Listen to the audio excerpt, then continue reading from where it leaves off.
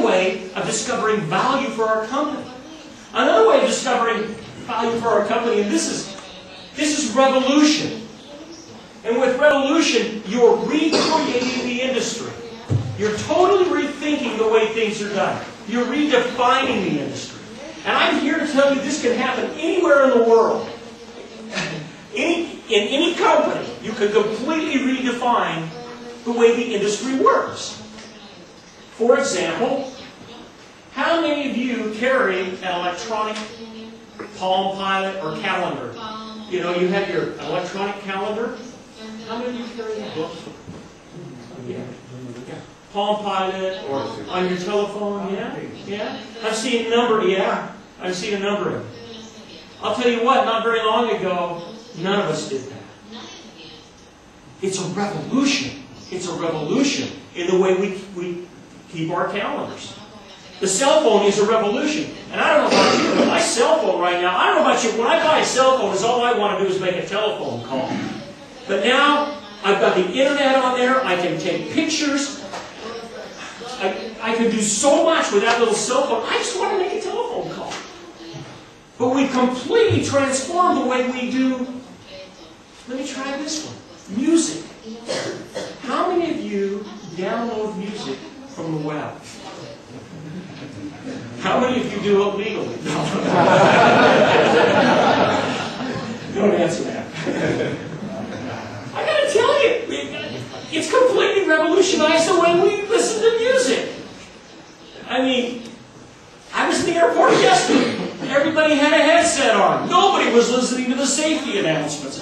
If that plane went down yesterday, we would have all died because everybody had their headset on. They were listening to music or watching movies or more. We've redefined the way we do things. Those are revolutions. The kinds of things that I showed you, oops, let me go back here. These are revolutions. These are revolutions. Now, the neat thing about this is if you can get one of these, you completely own and lead your industry. Now, there's one thing that I do have to share with you, and it's the issue of risk. As I go from transactional to forecasting to revolutionary, my risk goes up. Right?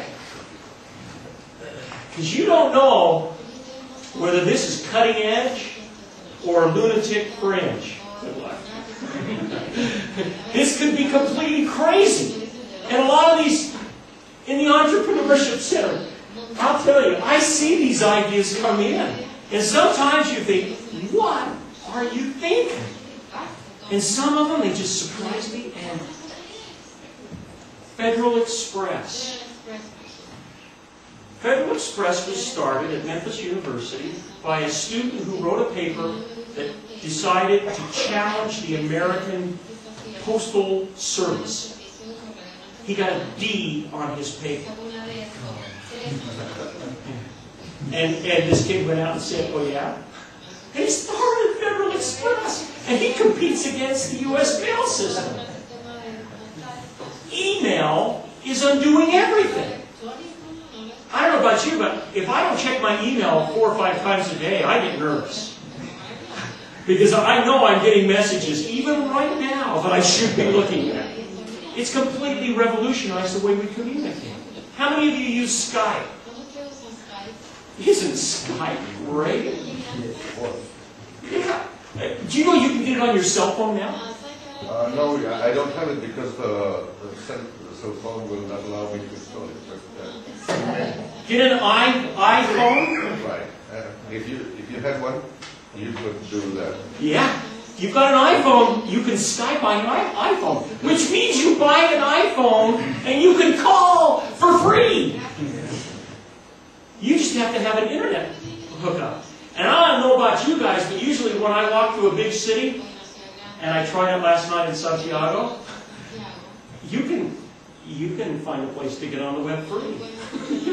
It's just view networks, and you can get on, and you can Skype and talk anywhere in the world. And what's really neat is if you talk to another Skype person, it's free. And if it's not free, it's 2 cents a minute to call Germany from here. It's revolution. It's completely redefining the way. In fact, when I go to South Africa now, nobody has a traditional telephone. Nobody buys them anymore. We call them landline. Nobody buys them anymore. Everybody simply buys a cell phone. How many of you no longer have a traditional telephone in your house? Now look how young he is. 2 young people. That's the future, folks. That's the future. I still have my landline because I'm afraid to get rid of it. I never use it. I have it just in case. But this, I just did a forecast. This is a revolution. And if I am the people that are putting in telephones in homes, I'm scared to death. Because they're not going to need me anymore. How would you like to be Kodak, making film? How many of you have digital cameras? How many of you still use the old film? Me either.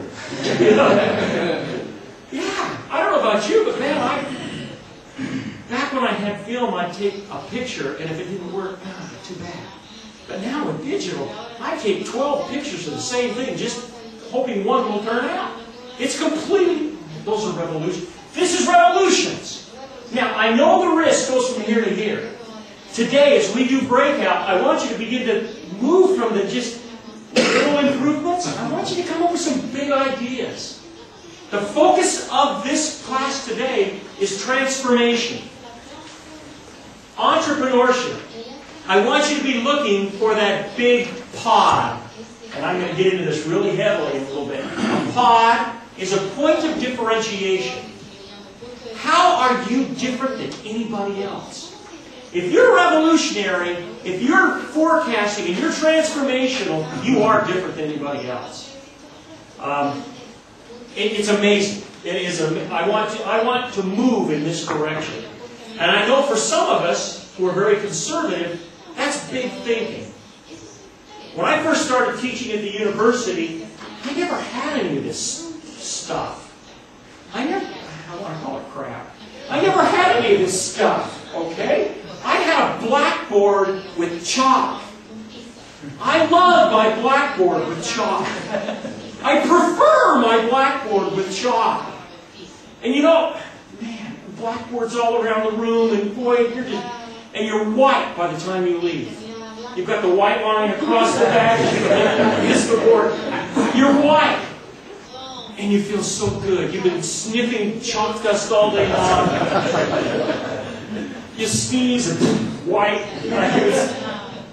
But now, you know, if I don't go into my classroom or speak to a group of executives without this, without a few movie clips, and sometimes with video uplink to a specialist someplace, they think, who is this dinosaur? It's just the way it is. That's just the way it is. So not only do I want to keep up, I try to stay ahead. I try to stay ahead. But everything is changing. It's search of points of differentiation. I've got to be different than anybody else. So, let's talk about some failure. Some companies that decided simply to stay here. Everybody does this. You have to do this. Everybody does this every day. But I have found that companies that only do this without doing this become irrelevant in their markets and they lose their customers. They fall out of business. And I've seen it all over the world. I've seen it in Shanghai, China. I've seen it in St. Petersburg, Russia. I've seen it in Tallinn, Estonia. The bottom line is if you are not transforming in some way, you will become irrelevant. Let me show you some companies that became irrelevant. And I'm not going to go through all of these, but I've got to go to Xerox. Do you guys remember the first copy machine? Some of you young guys, too young. Do you remember the first copy machines? They were put out by Xerox. I remember going to the university. Before we had copy machines, do you remember what we had to use? Remember the carbon paper? Yeah. And when you made a mistake with carbon paper, well, you were in trouble. It was easier to start over than to scratch it and try to get it lined up and just start over. In schools, we used the purple copies. Remember this? I can see some of you. Yeah, if you were young enough, man, I'll tell you, you want to sit at the front of the row because the teacher handed them out and you just, they smell so good. And the teacher, they're sick. You remember mimeograph? Well, then the first copy machine came out, and it came out at a university, and I can remember at my university when it came, the machine would have filled this room, and it heated the entire building. They were hot. But I'll tell you, the line, I can remember it was 50 cents to make a copy, and the line to make one copy for 50 cents went all the way around the building. I stood in line, and then I made my copy. And then I was so proud, carried my copy like this, so everybody could see it. And you didn't say copy this, you said Xerox it.